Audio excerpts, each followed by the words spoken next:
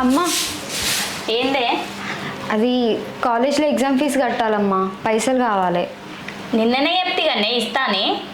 అమ్మా ఎల్లుండి నా బర్త్డే కదా, డ్రెస్ కూడా కొనుక్కోవాలి, పైసలు కావాలి దానికి. ఇప్పుడు బర్త్డేకు డ్రెస్ కొనుక్కోవడం అంత అవసరమా చెప్పు? ఉన్న బట్టలతో నెల తీసుకో. ఎక్కడున్నాయమ్మా? కాలేజ్కి వేసుకోదామంటేనే లేవు బట్టలు, ఇంకా బర్త్డేకి ఏం వేసుకుంటా? ఇయ్యమ్మా. సరే దుగుట్లు ఉన్నాయి తీసుకోపో. ఎగ్జామ్ ఫీజు కట్టి రాంగ బట్టలు కొనుక్కొచ్చుకో, కానీ ఒకదాన్ని పోకు, బావని తీసుకొని పో. సరే సరే పో.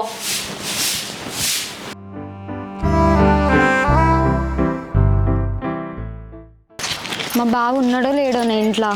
ఇవాళ ఎట్లనైనా మా బావని తీసుకొని పోయి నా ఎగ్జామ్ ఫీజు కట్టుకోవాలి, అట్లనే బర్త్డేకి డ్రెస్ కూడా తీసుకోవాలి.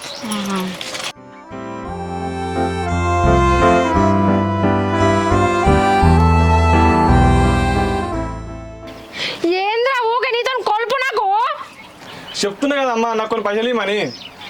ఎందుకురా నీకు పైసలు? నేను ఒక వాచ్ కొనుక్కుంటామ్మా. వాచా? ఎందుకురా నీకు వాచ్ ఎందుకే? పెట్టుకోనికి నాకు పైసలు ఇవి కొనుక్కుంటా. వాచ్ ఇప్పుడు ఖచ్చితంగా కావాలన్నారా? వాచ్ లేకపోతే వెళ్ళదారా నీకు? వెళ్ళదమ్మా, కావాలి. పోకాడ 200 ఉన్నాయి, తెచ్చుకోపో. 200? కనీసం 2000 కావాలమ్మా. 2000? ఇంకా 2000 పెట్టి వాళ్ళని వాచ్ కొంటారా? 2000 200 పో. ఇప్పుడు ఇస్తావా? అయ్యవే నేను ఇయ్య పోరా, బెదురుతున్నావా? అమ్మ దండం పెడతామ్మా, ఒక్క 2000 వాచ్ కొనుక్కుంటా. లేవురా, నన్ను అడగకు. అమ్మ ప్లీజ్ అమ్మా, ఒక 2000.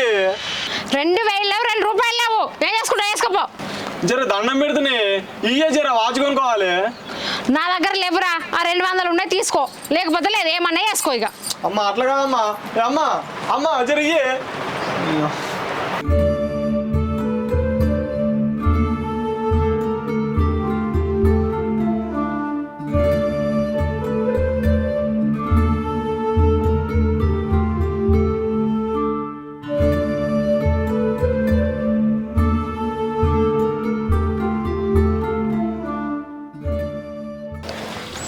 పూజ, నువ్వు మీ నాన్నని తీసుకెళ్ళి ఎగ్జామ్ ఫీజు కట్టు, నాకు కొన్ని పైసలు అవసరం ఉన్నాయి, నేను తర్వాత కట్టుకుంటుంది.